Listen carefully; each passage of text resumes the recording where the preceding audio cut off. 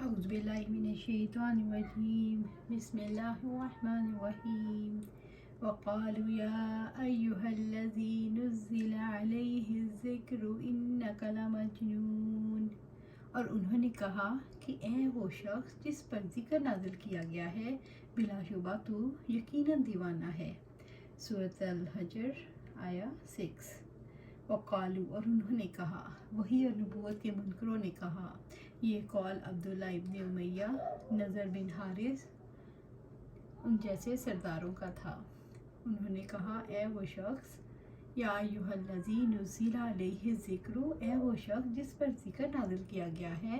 رسول اللہ صلی اللہ علیہ وسلم کو جھٹلانے والے کافروں نے تمسخر اور استہزاء کے طور پر یہ کہا، اے وہ شخص جس کا خیال ہے کہ اس پر قرآن اترا ہے، انک لمجنون، بلا شبہ تو یقیناً دیوانہ ہے، یعنی تم یہ سمجھتے ہو ہم تمہارے کہنے پر تمہاری پیروی کرنے لگ جائیں گے اور اس مذہب کو چھوڑ دیں گے جس پر ہم نے اپنے باپ دادا کو پایا۔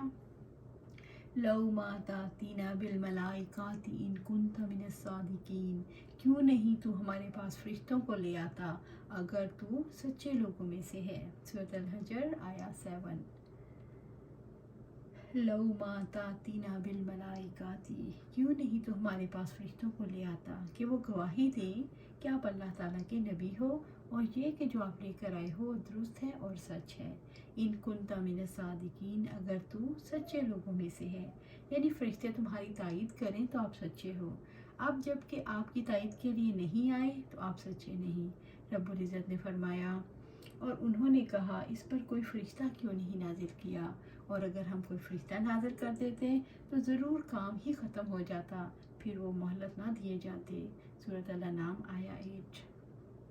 تو کیوں نہیں اس پر سونے کے کنگن ڈالے گئے یا فرشتے اس کے ساتھ جمع ہو کر کیوں نہ آئے۔ سورۃ الزخرف آیا 53۔ اور جو لوگ ہماری ملاقات کی امید نہیں رکھتے انہوں نے کہا کہ ہم پر فرشتے کیوں نہیں اتارے گئے یا ہم اپنے رب ہی کو دیکھتے۔ وہ اپنے دلوں میں بہت بڑے بن گئے، انہوں نے سرکشی اختیار کی، بہت بڑی سرکشی۔ سورۃ الفرقان آیا 21۔ ان کا یہ مطالبہ ظلم اور جہالت پر مبنی تھا۔ ظلم اس اعتبار سے کہ فرشتوں کے نازل ہونے کو دیکھنے کے علاوہ بھی دلائل سے یہ مقصد حاصل ہو سکتا ہے، یعنی گویا کچھ رسول اللہ صلی اللہ علیہ وسلم لے کر آئے، اس کی صداقت اور صحت کی تصدیق۔ جہاں تک جہالت کا تعلق ہے تو وہ اپنے نفع و نقصان کو نہیں جانتے، اس لیے فرشتوں کے نازل ہونے کو بھلائی سمجھتے ہیں۔ اللہ تعالیٰ جب فرشتے نازل کرتا ہے تو اس کے بعد کوئی مہلت نہیں دی جاتی۔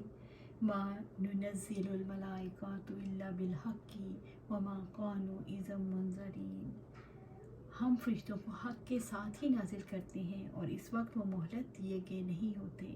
سورۃ الحجر آیا 8۔ ہم فرشتوں کو حق کے ساتھ ہی نازل کرتے ہیں۔ رب العزت نے فرمایا، ہم فرشتوں کو بے مقصد نہیں اتارتے، یا تو رسالت دے کر اتارتے ہیں یا عذاب بھیج کر۔ فرشتے تو مجرموں پر قہر الہی بن کر آتے ہیں، جیسے غزوہ بدر میں آئے تھے، یا تمہاری جانیں نکالنے کے لیے آتے ہیں، یا پھر کسی قوم کو صفائے ہستی سے نیست و نابود کرنے کے لیے۔ فرشتے تبلیغ و دعوت کے لیے تو نہیں آتے، البتہ گناہ گار قوموں پر اللہ تعالیٰ کا عذاب لے کر نازل ہوتے ہیں، اور اس وقت انہیں مہلت نہیں دی جاتی۔ اللہ تعالیٰ نے یہ سمجھایا ہے کہ فرشتے دعوت کی تکمیل کے بعد آتے ہیں اور ان کے آنے کے بعد فیصلے کا وقت ہوتا ہے، وہ وقت ایمان کی طرف بلانے کا نہیں ہوتا۔ فرشتوں کے نازل ہونے کا مطالبہ ایمان کی غرض سے نہیں اور ایمان کسی کے اختیار میں بھی نہیں، یہ مطالبہ ان کی ہلاکت اور بربادی کا سبب بن جائے گا۔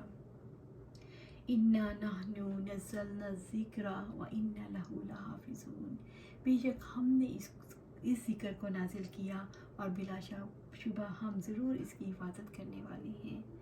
اِنَّا نَحْنُ نَزَّلْنَا الذِّكْرَ، سورۃ الحجر آیا 9۔ بے شک ہم نے اس ذکر کو نازل کیا۔ اللہ تعالیٰ نے نزول قرآن کے بارے میں واضح فرمایا کہ ہم نے یہ قرآن نازل کیا ہے جس میں تمہاری زندگی کے لیے رہنمائی ہے، جو تمہاری ضرورت ہے، اس میں واضح دلائل ہیں، نصیحتیں ہیں، اسباق ہیں، جو اس سے نصیحت حاصل کرنا چاہے اس کے لیے آسان ہے، جیسا کہ رب العزت نے فرمایا، وَلَقَدْ يَسَّرْنَا الْقُرْآنَ لِلذِّكْرِ فَهَلْ مِن مُّدَّكِرٍ، اور بلا شبہ یقیناً ہم نے قرآن کو نصیحت کے لیے आसान कर दिया है, तो क्या है कोई नसीहत कबूल करने वाला। सूरत अल-कमर आया 17। व इन्ना लहू लहाफिज़ून, और बिलाशुबा हम ज़रूर इसकी हिफाजत करने वाले हैं। यानी अल्लाह ताला ही शैतान के चुराने और इंसानों की तहरीफ से इसकी हिफाजत करने वाले हैं। रब्बुल इज़्ज़त ने फरमाया, बातिल उसके पास ना उसके आगे से आ सकता है ना उसके पीछे से। सूरत फुस्सिलत आया 42। इस आयत से रसूलुल्लाह सल्लल्लाहु अलैहि वसल्लम की हिफाजत भी साबित होती है, क्योंकि वो इस कलाम को पहुँचाने के लिए माबूस किए गए। वो अल्लाह ताला का कलाम है, उसी ने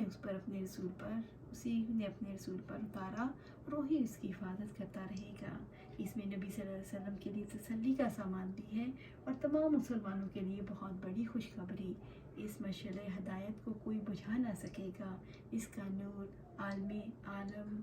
नूर आलम ता क़यामत तक इंसानों को राह दिखाएगा। आंधियाँ चलेंगी, तूफ़ान उठेंगे, बड़ी बड़ी साजिशें होंगी, लेकिन जब तक क़यामत नहीं आ जाती है कुरान बग़ैर किसी अदना तहरीफ के बाकी रहेगा। कुछ भी इसमें चेंज नहीं होगा। किताबुल्लाह का महफूज होना क्या साबित करता है। किताबुल्लाह का महफूज होना इस बात का कतई सबूत है कि अल्लाह ताला की किताब है। किताब का महफूज होना साबित करता है, यही कतई मेआर हक़ है। इसलिए अब इस किताब से ही ज़िंदगी के लिए नसीहत हासिल की जाए।